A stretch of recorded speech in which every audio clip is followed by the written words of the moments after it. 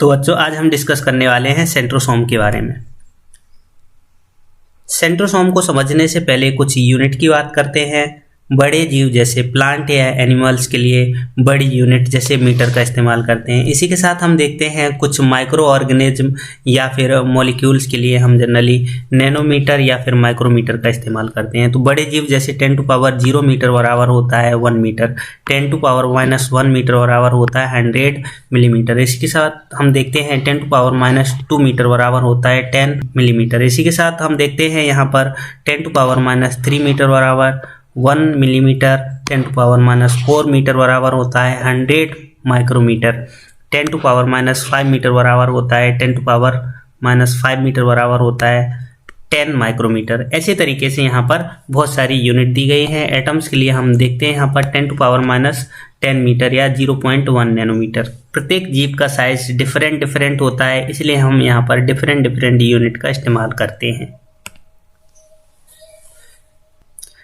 इन units को समझने के लिए यहाँ पर कुछ कैलकुलेशन दी गई हैं जिन्हें हम इजीली से समझ सकते हैं। जैसे माइक्रोमीटर को हम एंगस्ट्रॉम में कैसे कन्वर्ट करते हैं। 0.01 माइक्रोमीटर बराबर होता है 100 एंगस्ट्रॉम, 0.1 माइक्रोमीटर बराबर होता है 1000 एंगस्ट्रॉम, जबकि 1 माइक्रोमीटर बराबर होता है 10,000 एंगस्ट्रॉम। यहाँ पर यूनिट हम देखते हैं 1 माइक्रोमीटर बराबर होता है 10,000 एंगस्ट्रॉम और 1 एंगस्ट्रॉम बराबर होता है 0.0001 माइक्रोमीटर। तो यहाँ पर हम कन्वर्ट करने के लिए एक एग्जांपल देखते हैं। 15 माइक्रोमीटर टू एंगस्ट्रॉम कैसे कन्वर्ट करेंगे। 15 माइक्रोमीटर इंटू 10,000 एंगस्ट्रॉम बराबर 1,50,000 एंगस्ट्रॉम, ये यूनिट हो जाती है। तो ऐसे तरीके से हम 1 बाय 1 करके इनको कैलकुलेट कर लेते हैं। अब हम देखते हैं इनका इंट्रोडक्शन। सेंट्रोसोम की खोज सबसे पहले फ्लेमिंग ने 1875 में, जबकि वेंडेन नामक वैज्ञानिक ने 1876 में इसको खोजा था। लेकिन इसकी संरचना और शब्द की बात करें तो टी वॉबेरी नामक वैज्ञानिक थे, इन्होंने सबसे पहले ये शब्द दिया और इनकी संरचना के बारे में बताया। सेंट्रोसोम जनरली 2 शब्दों से मिलकर बना है। सेंट्रम मतलब सेंटर, सोम मतलब बॉडी, यानी इसको हम जनरली साइटोसेंटर भी कहते हैं। टी वॉबेरी मतलब थियोडोर वेबेरी का जन्म 12 अक्टूबर 1862 में हुआ था और इनकी डेथ 15 अक्टूबर 1915 में हुई थी। ये एक जर्मन वैज्ञानिक थे जिनका कार्य क्षेत्र जनरली जेनेटिक्स और सेल बायोलॉजी था। अब हम बात करते हैं इनके डेफिनेशन की। सेंट्रोसोम यूनिट मेम्ब्रेन रहित आप यहाँ पर देख सकते हैं। साइटोप्लाज्म में एक तारेनुमा एक रचना होती है जिसे हम जनरली सेंट्रोसोम कहते हैं। सेंट्रोसोम के चारों ओर जो एक पारदर्शी द्रव्य होता है जिसको हम सेंट्रोस्फीयर या काइनेटोप्लाज्म कहते हैं। अब हम बात करते हैं इनके ऑकरेंस की। सभी एनिमल सेल्स में ये प्रेजेंट होते हैं, लेकिन अपवाद में हम देख सकते हैं मैमल्स की परिपक्व आरबीसीएस में ये एब्सेंट होते हैं। कुछ प्रोटिस्ट, कुछ प्लांट्स की गतिशील सेल्स जैसे फर्न के एंथीरोजोइट, शैवालों के जूस्पोर, मोटाइल एल्गी जैसे क्लेमाइडोमोनाज, इनमें ये प्रेजेंट होते हैं। लेकिन प्रोकैरियोट्स, फंजाई, जिम्नोस्पर्म, एंजियोस्पर्म में सेंट्रोसोम जनरली एब्सेंट होते हैं। अब हम बात करते हैं इनके स्ट्रक्चर की।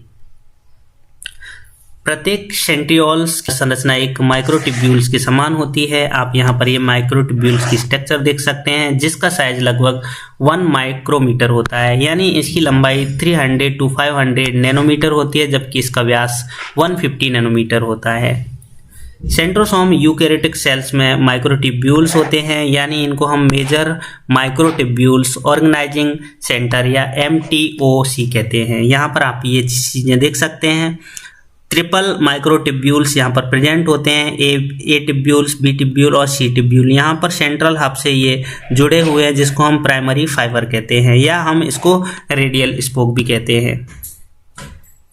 माइक्रोट्यूब्यूल्स के 9+0 क्रम में ये अरेंज होते हैं। तो आप यहाँ पर देख सकते हैं 1 2 3 4 5 6 7 8 9 और यहाँ पर ये 0 सीक्वेंस है। माइक्रोट्यूब्यूल्स के अंदर एक अंतर सेंट्रियोलर कार्टव्हील संरचना दिखाई देती है। तो आप इस संरचना को देख सकते हैं। इसको जनरली हम सेंट्रल हब कहते हैं या कार्टव्हील स्ट्रक्चर कहते हैं। एक सेंट्रल हब का व्यास लगभग 25 एंगस्ट्रॉम होता है तो एवं 9 रेडियल स्पोक्स या रेडियल फाइबर का निर्माण करती है।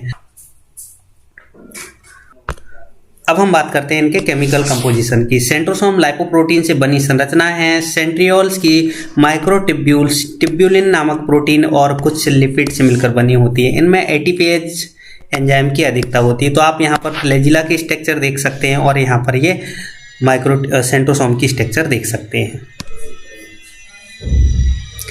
अब हम बात करते हैं इनके ओरिजिन की।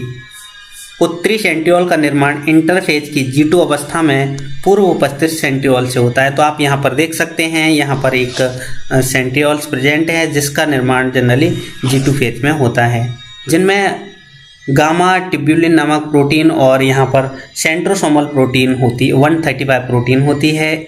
इसे हम जनरली स्वतः रेप्लिकेशन करने वाला अंगक भी कहते हैं। तो अब हम बात करते हैं इनके फंक्शंस की।